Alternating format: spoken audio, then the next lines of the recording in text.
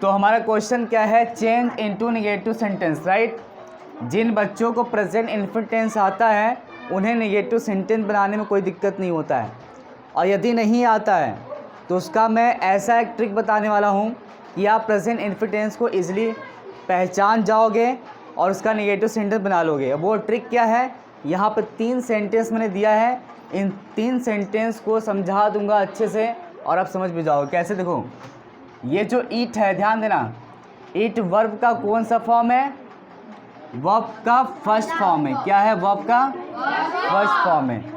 और इसमें जो ईट में लगा है यस, इट्स, देखो ही ईट्स अ मैंगो, इसमें यस लगा है, यानी वर्ब का कौन सा फॉर्म हो गया, वर्ब का कौन सा फॉर्म हो गया, इसे वर्ब का 5th फॉर्म बोलते हैं, जिसमें यस या ईएस, जिस वर्ब में यस या ईएस ऐड हो। बहुत इंपॉर्टेंट क्वेश्चन है, ध्यान सुन लो। जिस वर्ब में यस या ईएस जुड़ा हो उसे वर्ब का 5th फॉर्म बोलते हैं। क्लियर है। और तीसरा क्वेश्चन, ही गोज, इसमें भी ईएस लगा, यानी वर्ब का कौन सा फॉर्म है, 5th फॉर्म है। अब इसका ट्रिक क्या है, ध्यान देना, जिस वर्ब में यस या फिर ईएस जुड़ा रहेगा, ठीक है, क्या जुड़ा रहेगा, यस या ईएस, उसका नेगेटिव सेंटेंस बनाते समय हम क्या करेंगे, डज नॉट लगाएंगे और वर्ब का फर्स्ट फॉर्म कर देंगे, यानी यस या ईएस को हमें रिमूव भी कर देना है। क्लियर है।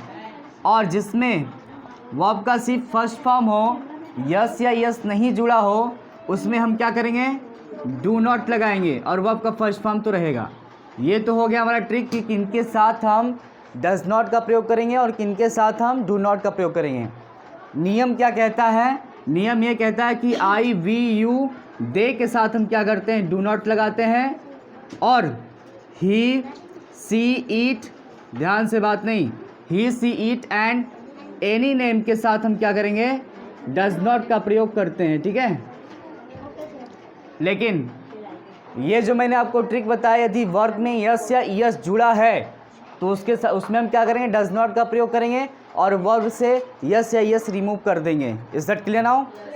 तो यहाँ पे क्या कह रहा है, ही आई ईट अ मैंगो, तो इसका निगेटिव सेंटेंस हम बनाएंगे तो क्या होगा, आई के साथ do not eat a mango, क्या होगा, I do not eat a mango. Is that clear now. दूसरा क्वेश्चन कह रहा है, ही ईट्स अ मैंगो, तो यहाँ पर ही करेंगे और इट्स यहाँ पे वर्ब का 5th फॉर्म देखो यस आया है, तो मतलब इसके साथ हम क्या करेंगे, डज नॉट, तो ही डज नॉट। अब यहाँ से वर्ब में से यस को हटा देंगे, रिमूव कर देंगे, तो he does not eat a mango. Clear है। यानी ये तो पता चल गया, जिस सेंटेंस में वर्ब का सिर्फ और सिर्फ फर्स्ट फॉर्म दिया हो, ठीक है, और यस या ईएस दिया हो, समझ जाओ वो कौन सा टेंस है, प्रेजेंट इंफिनिट है।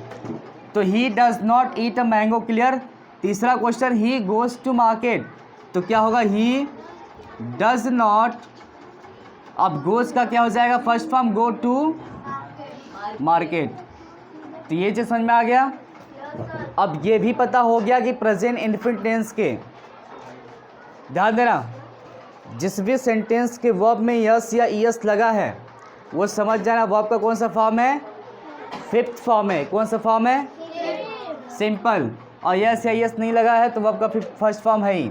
यानी हम कह सकते हैं प्रेजेंट इंफिनिट टेंस के, देखो ध्यान से, प्रेजेंट इंफिनिट टेंस के अफर्मेटिव सेंटेंस में ये जो सिंगुलर सब्जेक्ट दिया है, ही ईट्स अ मैंगो, यहाँ पे जो दिया है इट्स, ये वर्ब का 5th फॉर्म कहलाएगा। यानी प्रेजेंट इंफिनिट टेंस के अफर्मेटिव सेंटेंस में सिंगुलर सब्जेक्ट के साथ ही वर्ब का 5th फॉर्म यूज होता है यदि अफर्मेटिव सेंटेंस है तो। और दूसरा चीज़ कि आई वी यू दे के साथ क्या करते हैं, वर्ब का फर्स्ट फॉर्म यूज होता है। ठीक है। अब हम चलते हैं पास्ट इंडेफिनिट टेंस को समझने के लिए। पास्ट इंडेफिनिट टेंस को समझना बड़ा सबसे आसान है। तो पास्ट इंडेफिनिट टेंस में हम करते क्या है, ध्यान देना इस बात का, पास्ट इंडेफिनिट टेंस के अफर्मेटिव सेंटेंस में हमेशा वर्ब का कौन सा फॉर्म लगता है, सेकेंड फॉर्म। जैसे वहां पे दिया है आई ईट अ मैंगो, मैंने बोल दिया आई एट अ मैंगो, क्या दे दिया, आई एट अ मैंगो। इसमें क्या है, वर्ब का सेकेंड फॉर्म है।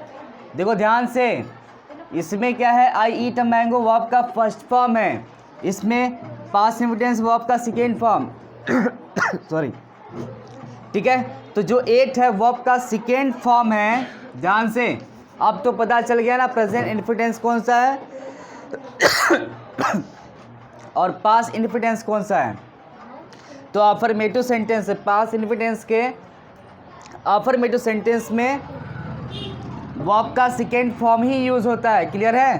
तो जब इसका नेगेटिव सेंटेंस बनाओगे तो ऑल सब्जेक्ट के साथ क्या करेंगे हम, ऑल सब्जेक्ट के साथ डीड नॉट का प्रयोग करेंगे, लेकिन जो वर्ब का सेकेंड फॉर्म रहेगा उसे वर्ब का क्या कर देंगे, फर्स्ट फॉर्म कर देंगे। क्या कर देंगे, फर्स्ट फॉर्म। तो यहाँ पे हो जाएगा आई डीड नॉट, ये एट का फर्स्ट फॉर्म क्या होगा, ईट अ मैंगो। ध्यान देना, पास्ट इंडेफिनिट टेंस में ऑल सब्जेक्ट के साथ नेगेटिव में डीड नॉट का ही प्रयोग होता है, तो हो जाएगा आई did not eat a mango. तो ये रहा प्रेजेंट इन्फिनिट टेंस और ये रहा आपका पास्ट इन्फिनिट टेंस। इन दोनों का नेगेटिव बनाने में आई थिंक कहीं किसी को दिक्कत नहीं होगा। अब इज दैट क्लियर नाउ, बनाइए।